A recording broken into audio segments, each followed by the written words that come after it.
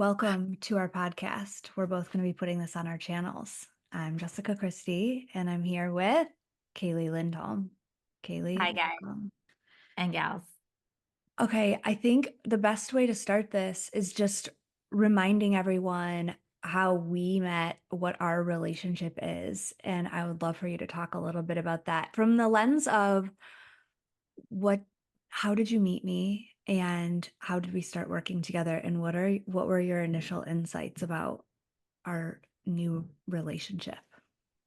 When we first met, Yeah. you what, like the pink fairy dress Yeah, but it was green. It was like a was pistachio green? green. Okay. Yeah. All right. Okay, yeah.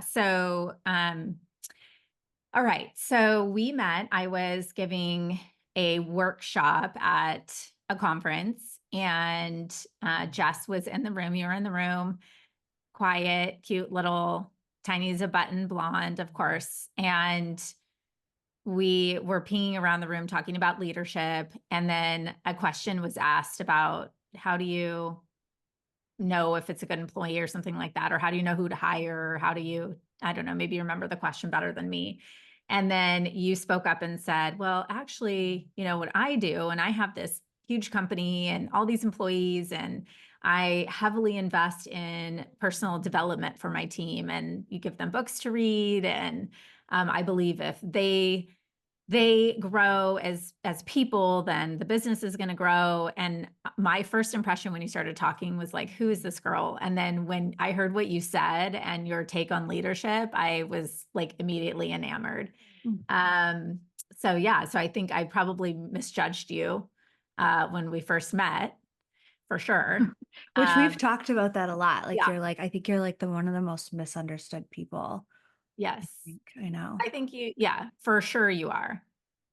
And then we started working together. You came into Confidence to Scale, which was our 6-week business growth certification program, where we take business owners through the process of kind of the emotional, aspects of scaling and understanding the difference between growth and scale, and the foundational pieces that you need to know about what to expect in terms of developing a bulletproof mindset as a CEO, setting boundaries, and then standing for something in the marketplace and stuff like that. And you were about halfway through the program. I think you finished the whole program like early, and then asked me like, can I just move ahead, like skip ahead into the academy?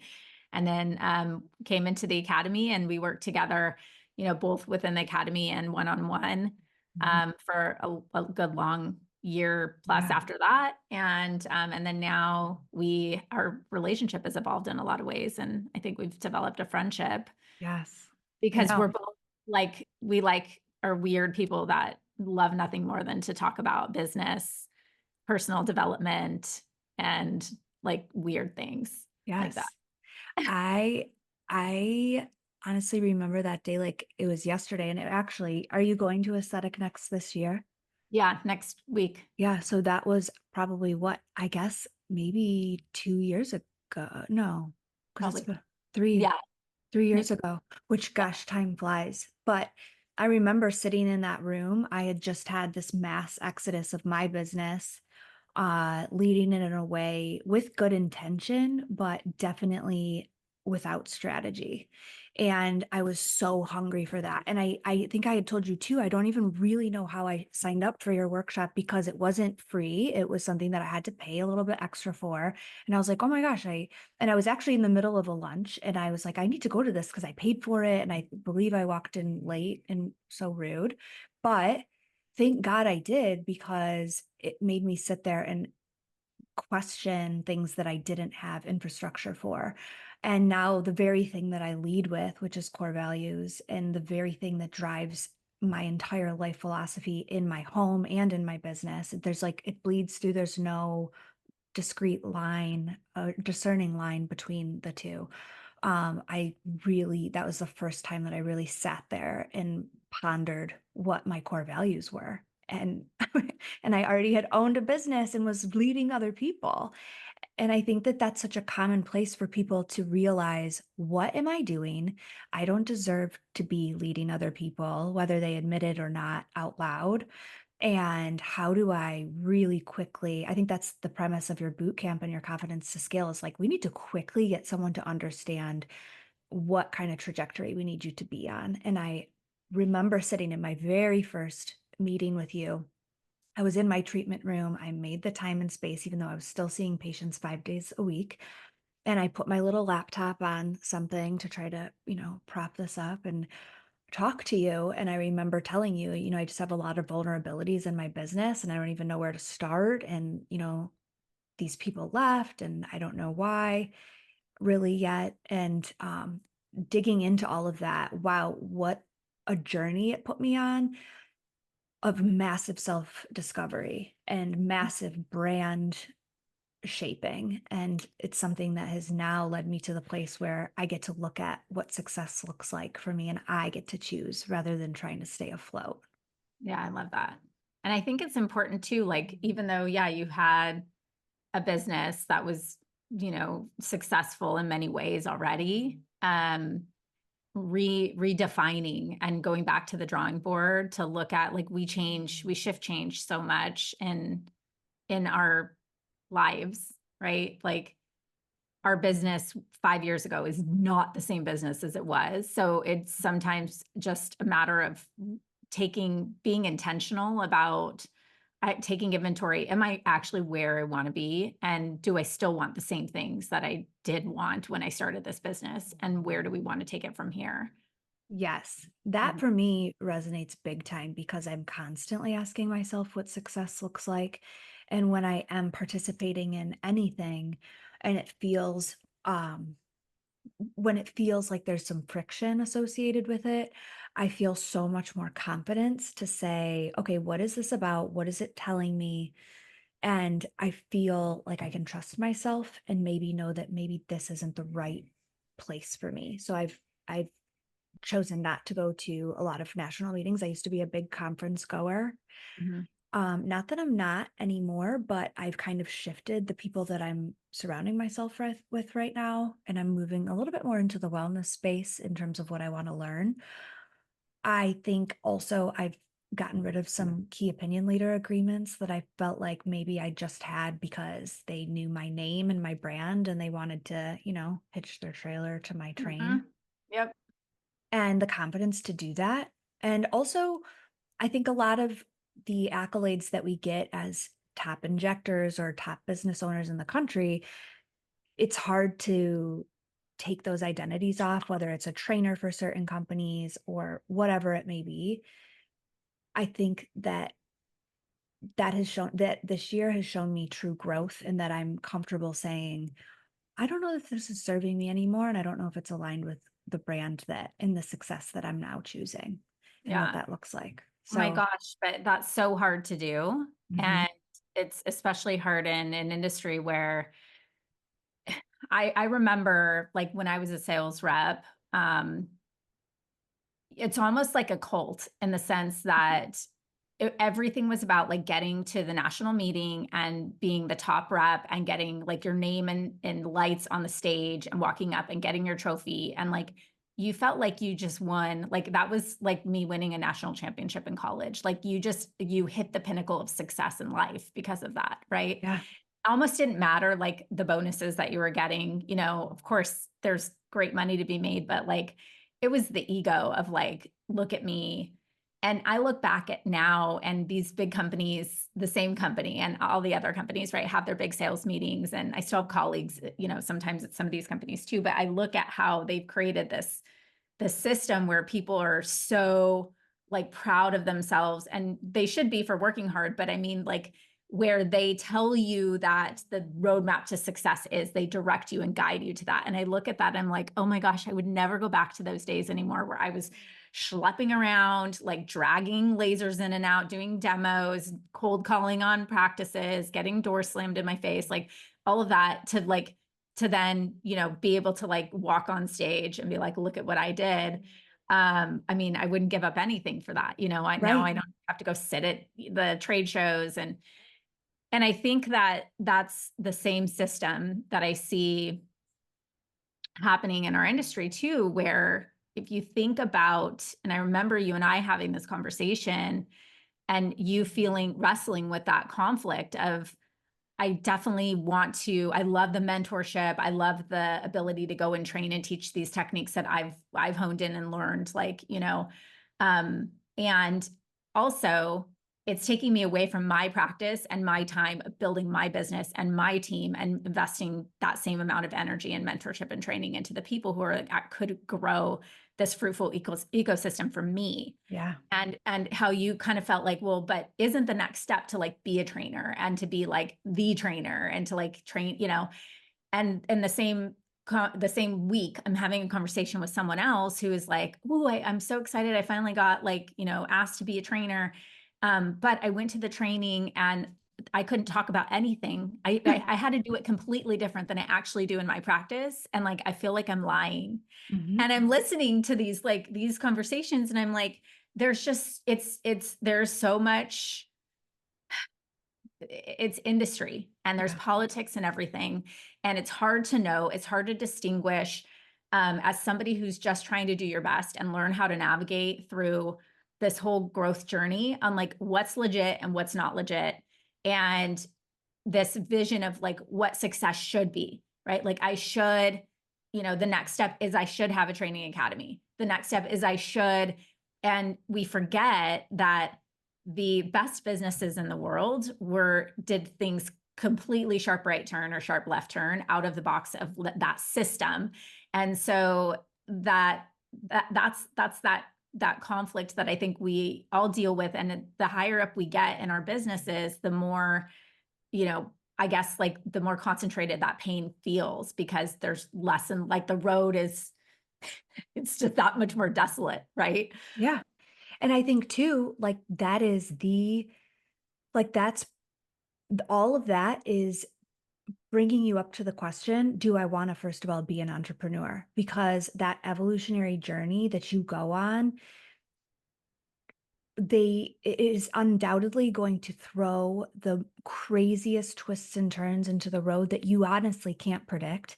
And I think that what makes a really good entrepreneur is taking those uncertainties, taking those challenges, and really being able to use them as a growth opportunity and show up and do that work. And if someone wants it all planned out and they're joining every, business mentoring group and they're going to every single training and every single dinner, but they're not actually implementing and using those, like they're trying to put band-aids and like make everything comfortable and avoid the hard conflict and the hard conversations. If they're not willing to really like shake stuff up Mhm. like your clients do, then what is the point? First of all, I don't think you really want to be an entrepreneur. I think you just, you're self-employed and you have maybe a high paying job, but you're showing up and you're working double for those hours. But there's some serious pivotal moments that really show us that it's time to evolve. And, when I started my business, I didn't mean for it to be what it is. I just wanted to have something that I was proud of. Honestly, I wanted to be self-employed. I didn't really know that I was going to be an entrepreneur, but through that journey, I chose to put that hat on. And now I have a responsibility with that hat. And I wouldn't change the agreements that I've had. I wouldn't change who I've been a trainer for. I wouldn't change the people that I hired that have tried to take me down. And in fact, I've gotten to a place where I'm so grateful for them because they built my brand to the point that it needed to be at. The roads, kind of, there was a fork in the road, but that doesn't have to be a bad thing. It can be something that I really lean into and I take who I was as Jessica 1.0 and I decide consciously to align with people like you and other things that I've done to become 2.0 and 3.0. And something that you talk about a lot is I am growing into and deciding to be the person that beauty culture Mhm. requires me to be that day. And Yes. that's the commitment that I think people don't know how to move into. And that's the hard work that we've done Uh, together. it is the like the actual hard work, Mhm. because we know how to work hard. We know how to like grit and grind and hustle and juggle, a million things and all of that. And we lie to ourselves and tell ourselves like, okay, doing more of that, like pushing myself through that challenge, that's where the hard work is. That's not true. And I just have to put this out there. Entrepreneurship is not for everybody. And there are way too many, like you think why PE is all coming in here and everybody is like, they're buying everybody up. Way too many people started a business who should not be owning a business Mhm, and don't understand what it actually takes to build and scale a company. mhm, And we have injectors that like decide, they open their door, they have some sort of level of success, start to build up some cash flow, they see amount of money in the bank that they've never seen before, and suddenly they're an expert and they have an academy and they're becoming a mentor and coaching someone else, mhm. and they've literally not built a real company. And it's that and so that's fine. Like there's a place for everybody, but like you have to understand that in order to really, people ask me all the time, how do I be like Jessica? How do I be like Shelby? Like how do I build like, well, you're not gonna, I can tell you the answer, but you're not going to be, probably most of you are not willing to do the work. And I see this again and again and again because let's talk about where that real work is. Like Yeah, what does it actually take to build and scale a company up past the 5 million and 10 million and beyond? yeah. And not to mention, like, I know how Shelby shows up as a leader and how I show up as a leader, and albeit slightly different styles, it's a common theme that you're no longer really the technician in your business, and you have to sacrifice that revenue that you've generated and get really creative with how you transition patients to other leaders on your team in order to really show up and do this stuff. And I think that talk about taking a medical provider that spent a lot of time and sacrifice a lot of things to get a medical degree and then tell them that they're no longer going to be doing technically the thing that they went to school all this time for. It's a really unique shift of emotion and of, an attachment to something that you were doing before. And I think one of the biggest hangups that I see and a lot of these people who are just constantly asking, like, what are you doing? Your success looks good. Like, let me copy that. I think that it's really clinging to mindsets of others, clinging to other people's ideas of what success looks like. It's the same reason that I haven't yet expanded locations. I don't know if that's what success looks like to me right now. And I am comfortable as an entrepreneur now because you have to always be comfortable in the unknown.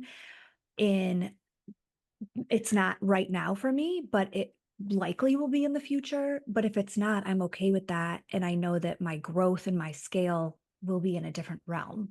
And that's great. Knowing that is great. And I think that there's different, strategies that you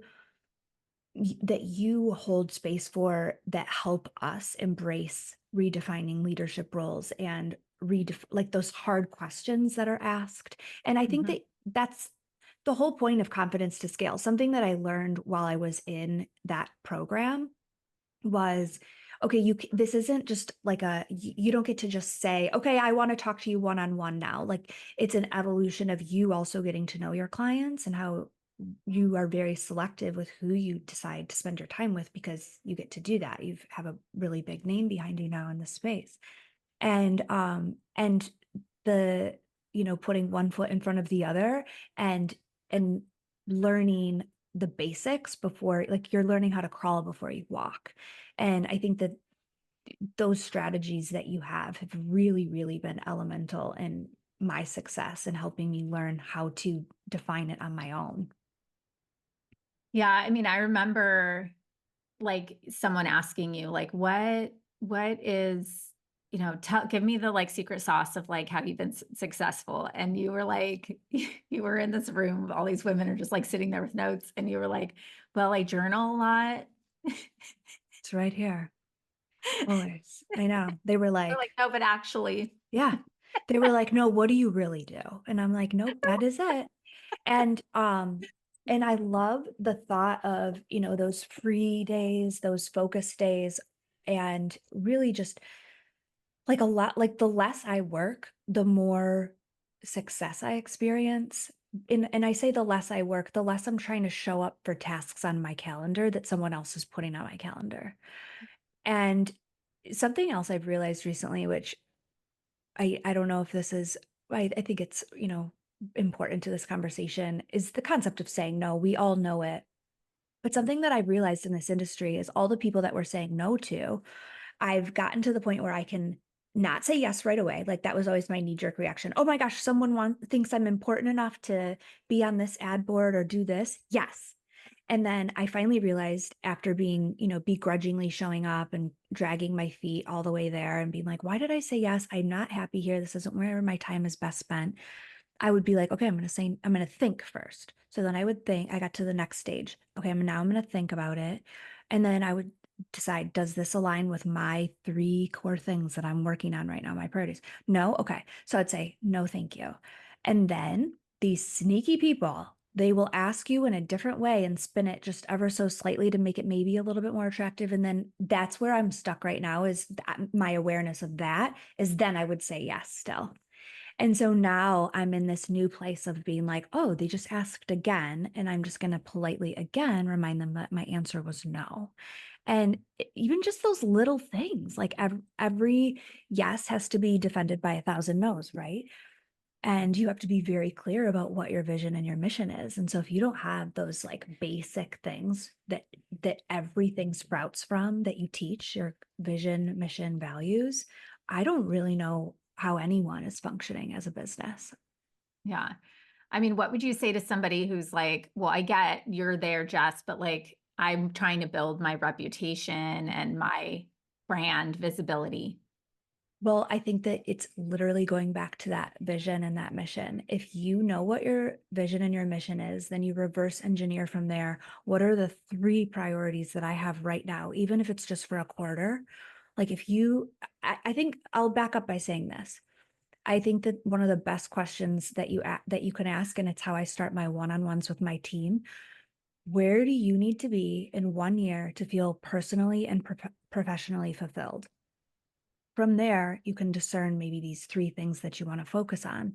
And then if those things truly are becoming a trainer, because that fulfills your need to brand, you know, to hone in on your brand image of being a thought leader, then that's okay if that's what success looks like to you. Success for me, and then if you change your mind in a year, that's okay too. You're allowed to change your mind. But I think that when someone's trying to get their name out there, it's spending time on your own, really thinking about what success looks like to you, and then strategically moving the ball that way. Because if you show up and you lead other people and you're investing in other people over your own career, then you are going to have this army of people behind you that will not let you fail. And they're going to be like, talk about leads. They're going to be these leads behind you that are speaking your culture, singing your praise. Referring to your team members. Yeah, your team members. Yes.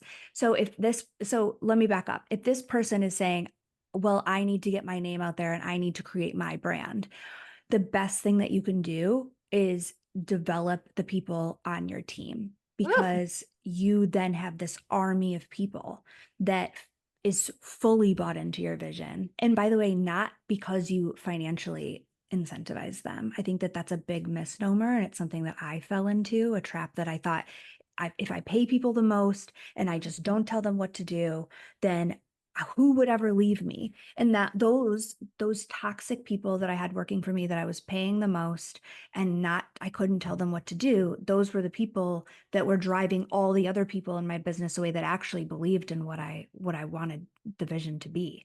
And so if you are only thinking about financial incentives for these people on your team, that is definitely another thing that you want to look at. And that's something that you asked me. You said when I was struggling with having to redefine some comp plans and really streamline things, to make it just fair across the board and to be really clear about what we're measuring. You said, do you think that people only show up for your business because of what you pay them?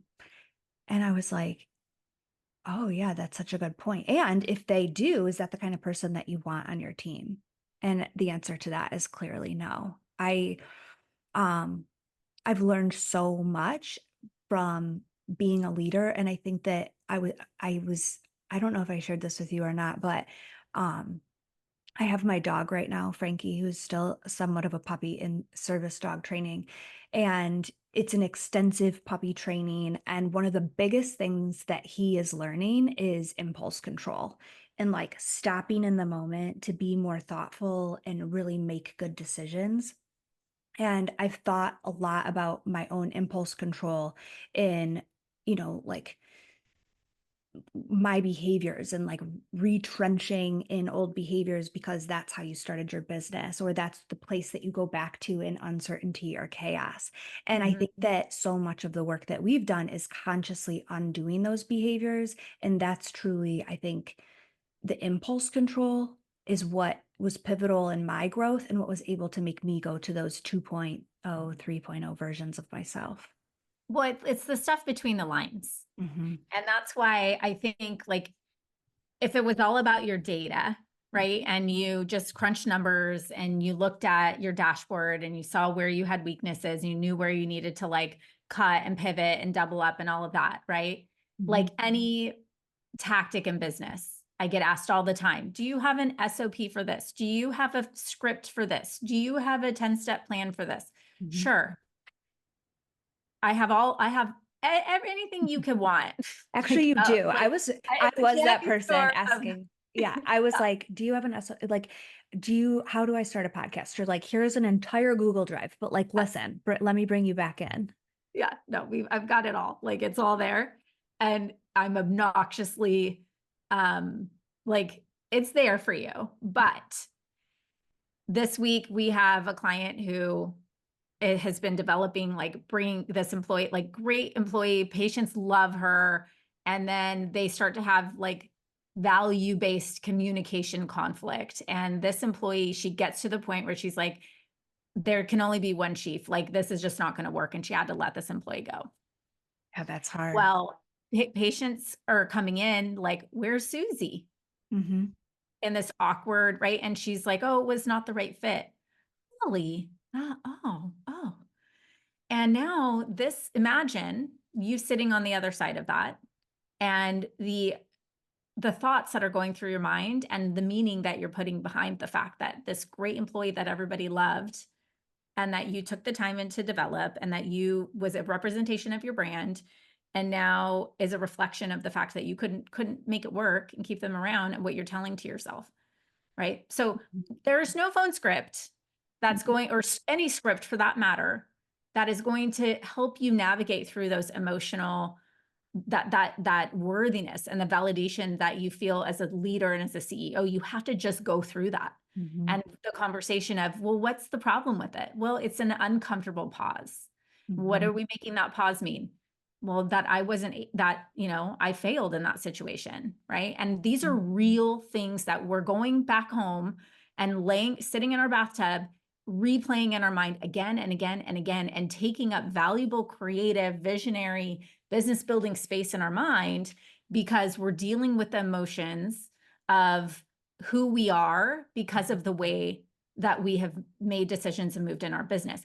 If you don't go through that real work of actually letting go of the employee, of having the difficult conversation, of understanding, to your point, the journaling, like being really honest with yourself about what you're making that mean and how you make it feel.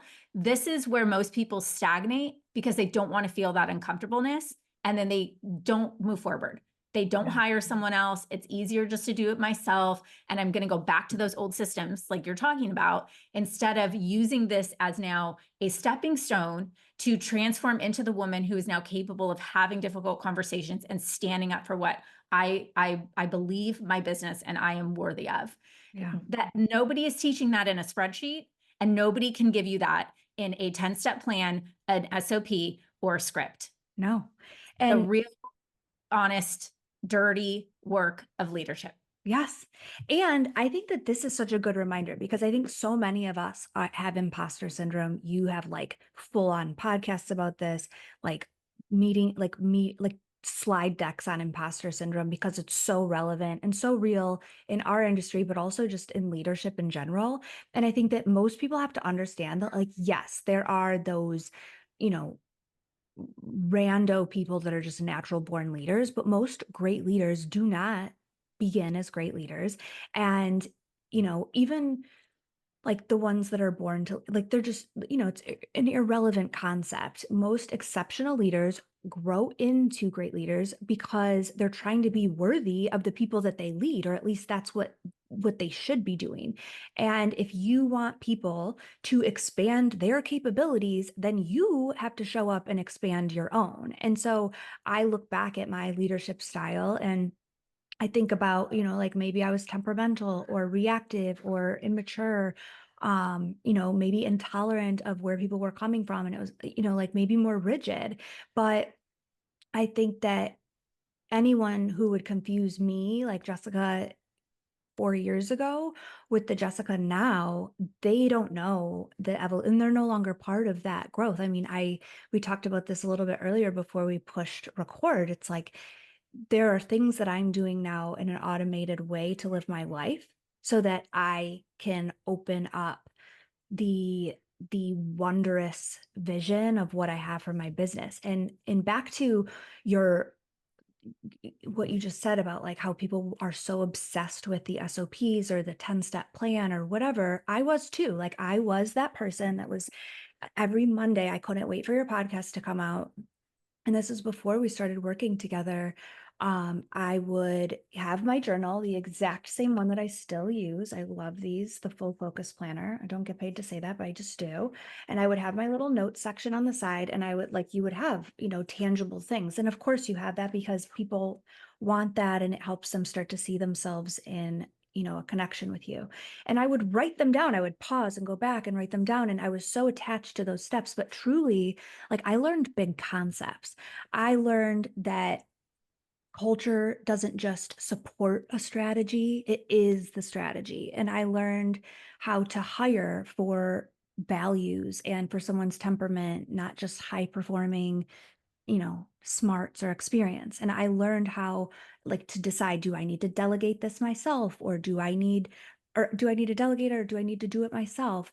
And I learned, like a lot of the reading that I do now, they bring up in leadership so many generals and like people in military. And it's like I learned how to hold my unit leaders accountable for keeping the culture and keeping like holding that frontline experience and how to make really wise decisions that are free of impulse and to take back control when things are going wrong and take ownership of that and really confront those kind of threats that can happen in your business, like what your client is experiencing, and how to really ask for mentors and how to cultivate people that are going to help stimulate you intellectually and emotionally and know how to handle those things in the future.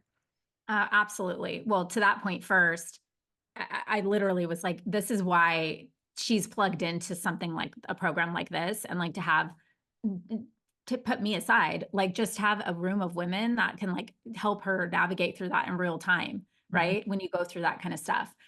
But back to growing as a leader, and I've watched you grow, from my perspective. One thing you talked about, maybe, some of the flaws that you think you had.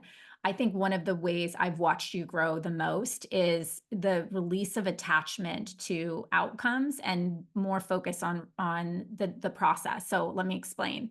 So like I remember, for example, going back to the comp plans, we talked a lot about like there was this sort of belief that we pay people really well, they won't ever leave. And guess what?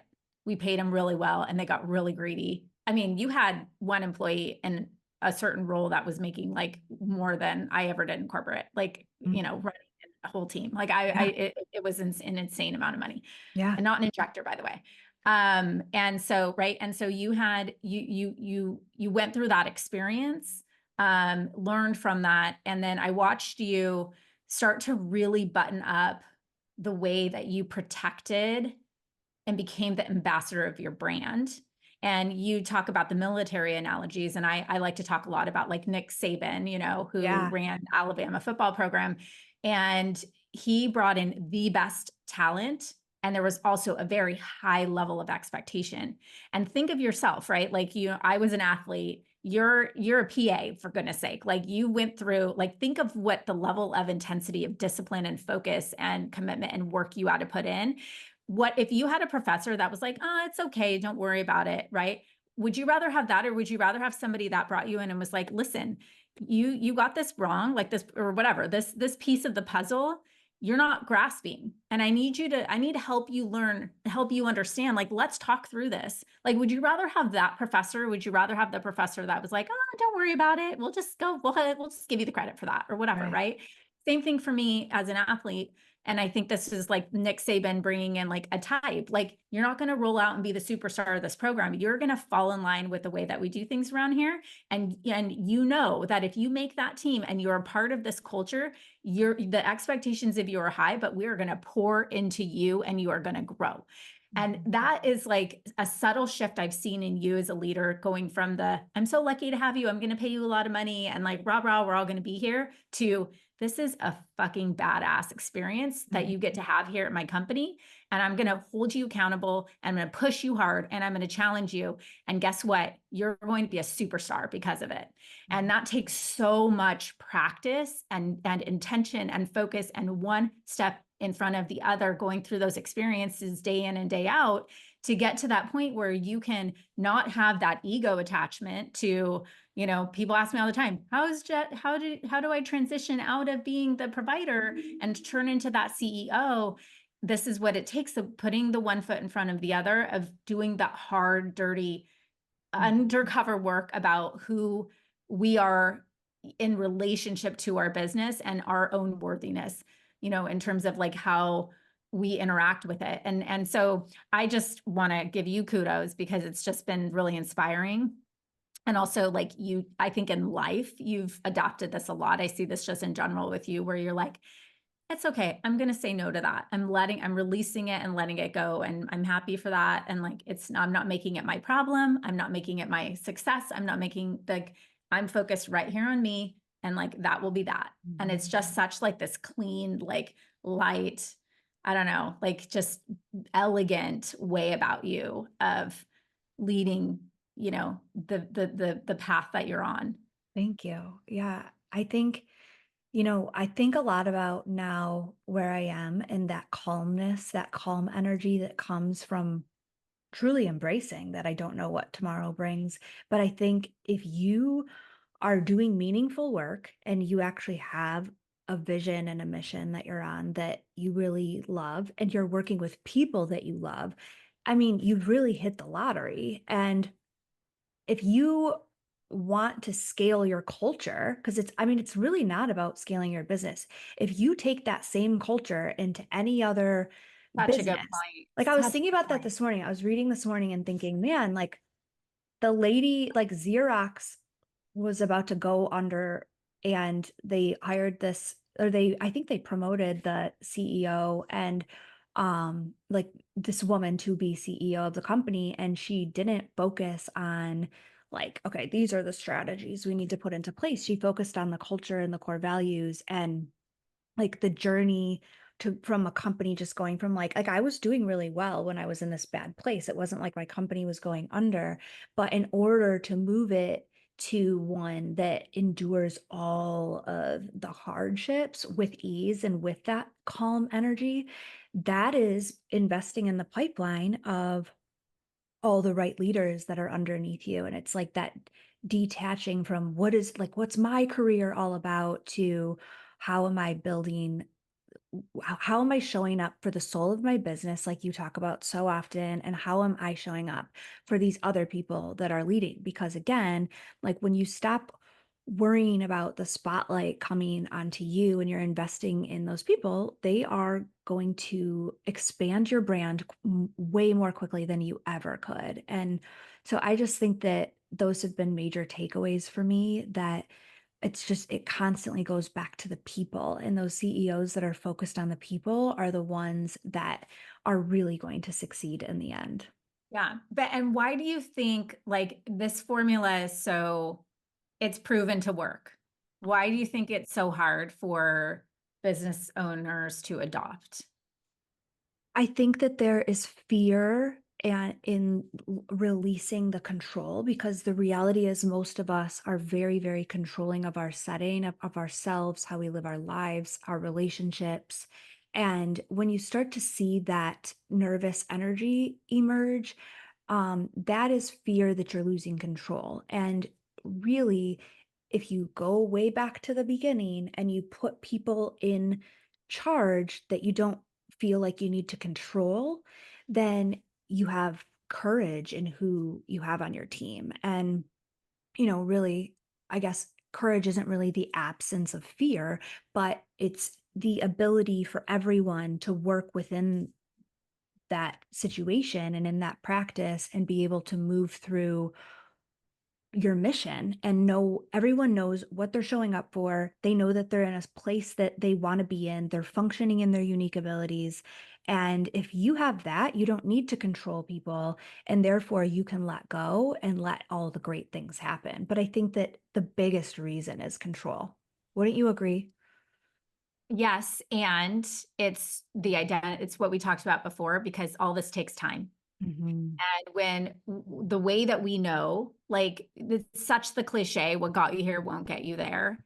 Yeah. And we all know how to, when I show up and, I am the primary breadwinner in my business. And when I show up and I'm productive, the business makes money. And that's the only way we, at a very surface flatline level, know to see, to evaluate our success. And so we are scared to peel back ourselves from that relationship in our business to take the time to invest in the unknown, essentially, because you're taking great risk with any guaranteed return of ROI by taking the time to hire for core values. How much freaking longer does that take than call a recruiter? You get, here's the 10 things I need them to have. Make sure they, they're not a complete screw up, and don't have a criminal history or whatever, and then we hire them and we'll see if it works, right? The Gotcha. difference, the difference between that and and then taking our own time to invest into somebody else and the potential that they could leave or it could not work out. You're just taking, it is back to that courage. Like it's just the faith in making that transition to believing that the value that we bring as a leader into building the ecosystem through people is ultimately way more fruitful than just what I am able to accomplish and the impact that I make as a service provider. And the same Yeah. thing for me, right? And so Yeah. as a coach is building the business and the company. So it's a completely different, I mean, it's a lot of work that goes into that one thing. Yeah. Um, Well, also, I just have to say, like, it was hard to strip the identity of me being the best injector and people wanting to see me and me getting amazing outcomes and being really attached to those. But I wanted greatness so bad, and I wanted to know what that looked like to to have a business where people would look at me as a exemplary leader and to be someone that could impart that kind of wisdom that I always wanted.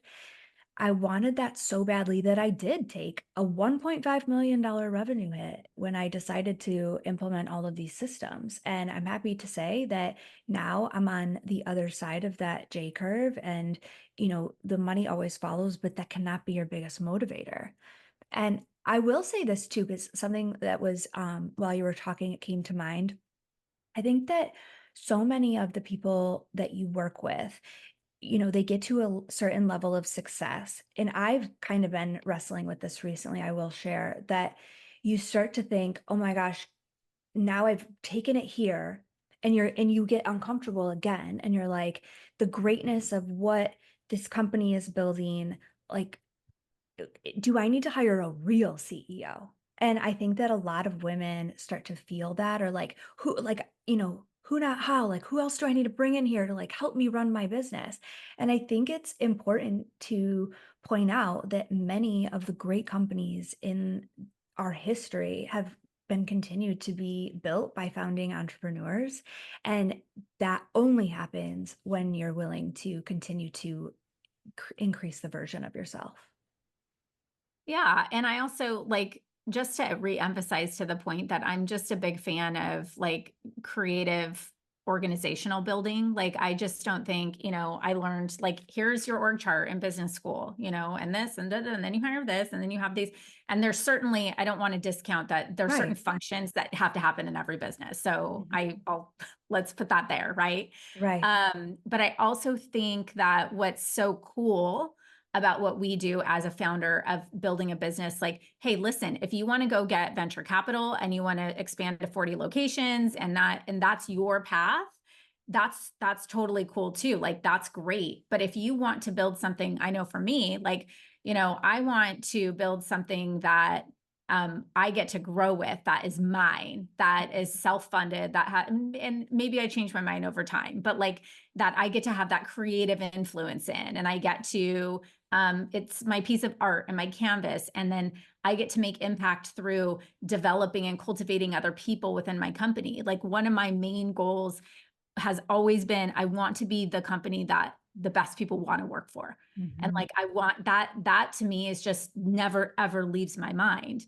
And so I think to myself on a daily basis, if I'm a great employee, like who do I want to work for? Who do I want to work under? Who do I want to lead me and my professional and personal, career? Because I think that the point of everything is not just to grow and make things bigger and bigger and bigger, but like to make it more meaningful for you in your life, Mhm. right? I mean, isn't it at the end of the Yeah. day? Like, so let's not lose sight of that. Like, I think it's okay also to say, like, hey, let's do it different. And I actually find very often women at your level and like, who have built a business so that at that inflection point again, right, where it's at a tipping point of like, okay, back to this place now, like to continue to scale. Like I'm at, okay, we're about, maxed at what I can do here. Mhm. Does it have to be opening another location, or can I expand the brand other ways? Our friend Blair, started her skincare line, and like Yes. she has, so I think there's other ways too that you can express your creativity in your business, and you can put your like, tentacles out into the world with your brand. That doesn't have to just look like this cookie cutter, build another med spa, Yes. like open another location. And I would love to normalize that. Yes. I worked with somebody, like I remember she was opening her business, and she's like, I don't understand the front desk. Like I don't love like come and check in, like this whole get your clipboard, like sit on the chair, this sort of like Mhm. this experience. So she's like, I'm going to do no front desk. In fact, I don't even like regular chairs. So she put in these like hanging swings from the ceiling that people can come and just sit in. And then someone comes and greets them. Like, here's a cup of coffee, and like, we'll, and handle paperwork late. Like, have like come in and be in our lobby and like enjoy Yeah. yourself. And I think I love this, just a little example of like, women, when we get to that point where we're like, I've run out of inspiration because the Mhm. model of what I'm seeing is just more of the same, and I can't find inspiration anywhere. That's when it's time to like not just hire another CEO, but like, yeah, you could certainly hire somebody to manage that operation. But if you have more creative juice left in you and you want to explore and expand like what you're doing, I think it's totally reasonable to, bring in team and people that can help you realize and recognize the manifestation of something that maybe doesn't even exist before, you Yeah. know? And so I think like allowing yourself the creative agency to build your organization in a way that works for you, that maybe isn't the model that you're seeing everywhere else. 100%. I think that is, I think, a fear too of female entrepreneurs, and I'm sure more, but that's what we think we spend a lot of our time thinking about. How, like when they do reach those points of like, I just don't feel inspired, what do you tell them to do?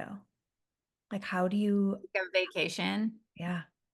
No, honestly, like we've all been there. And like if I even say like, I Wait, we but are you comfortable when you get in that spot now? Because I feel like I get comfortable being like, okay, I'm bored. Like, where do I need to go to reignite this? I feel like you also are pretty comfortable with saying like, I need to re-inspire myself. Yeah, so the old me would like do some create, launch a new product, buy something out, like do this, rebrand, whatever. Like I'm bored, I need inspiration.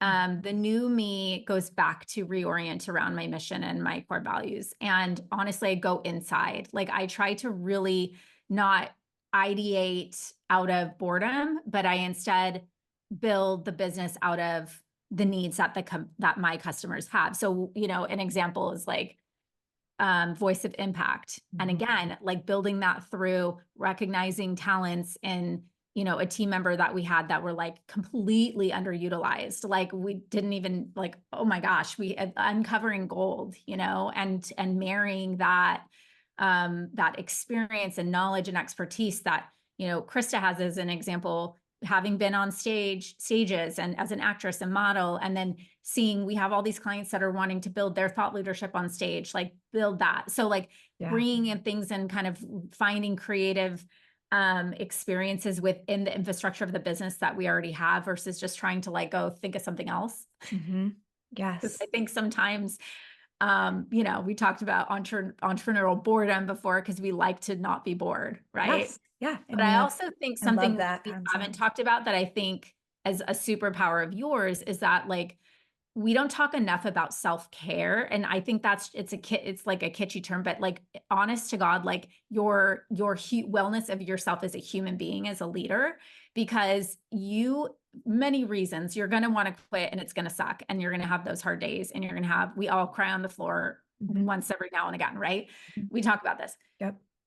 But imagine if you are also like, you know, sleep deprived, overworked, overwhelmed, exhausted, drained, unhealthy, unfit, and you have nothing. How do you handle those moments? Yes. That it's not okay. I'm going to get back up and go. It's this lasts a week or this lasts a month or it becomes a bad year, and it continues to become this domino impact instead of, okay, I'm just going to care for myself. And when I feel uninspired, turn introspective on like, intrinsic development, I guess, Yeah. in a way. And I think that's something that you've somewhat begun to master. And Yes. look at how it's turned into a whole business adventure for you. And Yes. right? Yeah, and empowering other women to say, like even stay-at-home moms, like they need that time to like reinvent themselves. And when you get into these habits, like it's very habitual. Like I take my bath with all of my little medicinal things. Like I put magnesium flakes in there, sometimes baking soda, sometimes essential oils, learning about those, how they're assisting me, my time to like pick up a book and read it and loving the fact that my pages get kind of watermarked and like I don't know, there's just certain things that are so palpably self-caring to me that I don't give up and that I demand for myself, and that can only trickle into everything. It can only trickle into the space that you are demanding for yourself in all facets of your life. Yeah, but think about this too, because I'm asked so often, like, how do you motivate someone to do XYZ? Mhm. And the answer to me is always like be a role model for them. Like Yes. show them like what motivates you. Yeah. Oh my gosh, well, I'm really like being inspired by somebody, being empowered by somebody, Mhm. seeing like knowing that there's something better and more fruitful for me at the end of this hard time, seeing somebody who can go through struggle and emerge, stronger through that experience. That's your gift as a leader, is to be able to be that kind of role model for the people that you surround yourself with and that you employ so that they can show up. Don't you want your team members to like not be hanging around eating Twinkies all day, but taking care of themselves too? Yes. Yes. 100% they deserve that. Yeah, absolutely.